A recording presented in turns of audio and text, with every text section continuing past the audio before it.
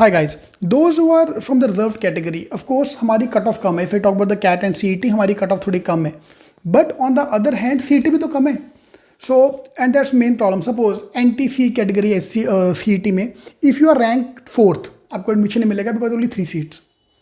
Fine. I've seen people who are very good but rank 4 आया. Open में क्या कि जो 50 सीटें हैं. Even if you are rank 49, तुम्हारी admission मिल जाएगी.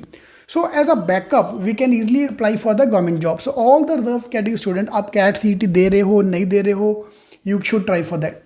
ठीक है, आपने जो भी from whichever background you are from, engineer, non-engineer, सबको try करना चाहिए because number one, fees is very less for all the government exams. Fees is very less for the reserved category. And this video is purely focused on the reserved category because there are very few videos available, cutoffs available for the category students. तो sir हमारे साथ हैं, we'll talk about the cut off as well if you some idea if you give us एक मोटा number हमें एक दे देना है. तो number one point is obviously fees बहुत कम है. That's why you should try for other exam as backup. Of course अपना JB जाना या IIMS जाना is the main focus. Backup के लिए we can apply for reserve category for the government jobs as well.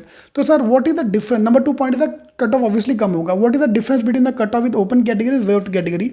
हम प्री पे focus करते हैं. अगर हम जनरल कैटेगरी की बात करते हैं तो मान ले कि SBI PO का एग्जांपल ले लें हम, क्योंकि SBI PO बैंकिंग में सबसे थोड़ा सा हायर लेवल पे एग्जाम आता है क्योंकि अच्छा पोस्ट भी है वो. तो उसमें क्या है ना कि मान लो कि अगर 58 आपका अगर कट ऑफ लग रहा है जनरल के बारे में, तो लगभग वी कैन कंसिडर कि SC ST के लिए आराम से 46 से लेके 52 के बीच में आपका कट ऑफ होता है. मतलब जनरल से कट ऑफ काफ़ी कम है, 5-6 मार्क नहीं 7-8 मार्क पकड़ चलो. एंड मेन इज़ कि आपको यहाँ पे कोई बैंक के लिए अलग फॉर्म नहीं लेना है. कैट में आपको उस कॉलेज के लिए अलग फॉर्म लेना पड़ेगा, तो वो भी एक चीज़ है.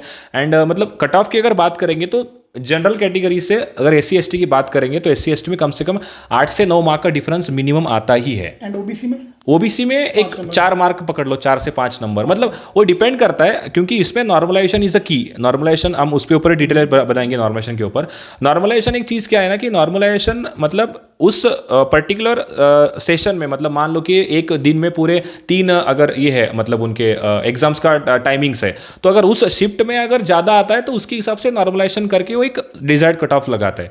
तो इसीलिए SC ST के लिए again I will repeat, SC ST के लिए कम से कम 8 से 9 मार्क पकड़ो. एंड फॉर OBC कैटेगरी 4 से 5 मार्क का डिफरेंस 100% होता ही है. So we can easily target these exam as well as a backup plan because obviously MBA हमारा मेन एम रहेगा ही रहेगा, जिसका MBA मेन एम है.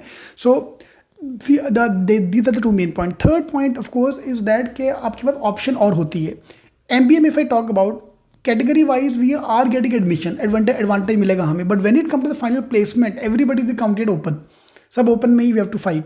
इसके लिए मैं हमेशा कहता हूँ, विच देर से कंट्रोवर्शियल स्टेटमेंट गिव अर्लियर, कि आप ओपन वाली एग्जाम क्यों दे रहे हो. XLRI जहाँ पे ओपन सीट्स है, देना है दो भाई, आपका पैसा डैडी का पैसा जितना मर्जी खरीदते आओ. बट अगर तुम जहाँ फाइट करने को चांस ही नहीं है, वो हो गया. देन आपका और कौन सा कॉलेज है जहाँ पे SP Jain हो गया, वाई टू अप्लाई देयर. वो पैसा बचा के if I can apply for test जहाँ पे रिजर्वेशन है, दैट है मोर एडवांटेज. इस पे काफ़ी मेरे को वो आया था प्रॉब्लम कि आप ऐसे ना क्यों बोल सकते हो, मेरी मर्जी. तो दे भाई तू.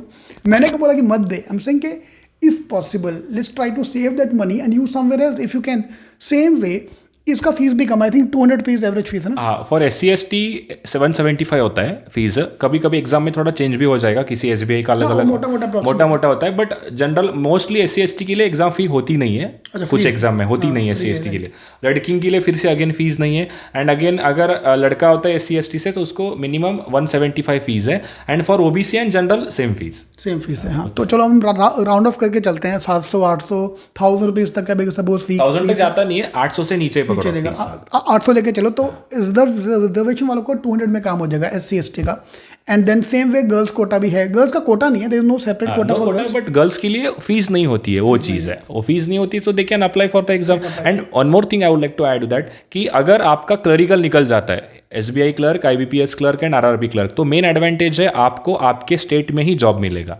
सो आप एक 2-3 मान लो कि अगर हम महाराष्ट्र की बात करते हैं, अगर मान लो कि कोई स्टूडेंट पुणे से बिलोंग करता है तो उसको मान लो सोलापुर में जॉब मिल गया, क्योंकि वो क्लरिकल में आपका पब्लिक डीलिंग होता है, तो आपको वहाँ का नेटिव लैंग्वेज आना चाहिए. जैसे महाराष्ट्र के लिए मराठी लैंग्वेज जो होता है, हिंदी मोटा आना चाहिए आपको. तो सोलापुर मिल गया, तो 2 से 3 साल के बाद आप फिर से शिफ्ट लेके पुणे में आ सकते हो, क्योंकि in Pune also there are many banks like union है, फिर उसके बाद कैनरा बैंक है आपका, then again bank of Baroda हो गया, पंजाब नेशनल बैंक हो गया. तो वहाँ पे आप अगेन शिफ्ट ले सकते हो. ये एक एडवांटेज है main.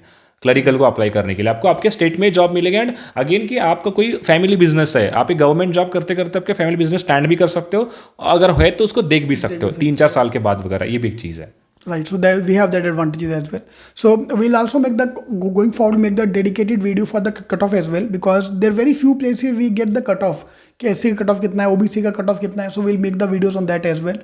So great. So thank you, sir. Thank you very much in talking to us. Thank you, sir. All the best, guys. Thank you.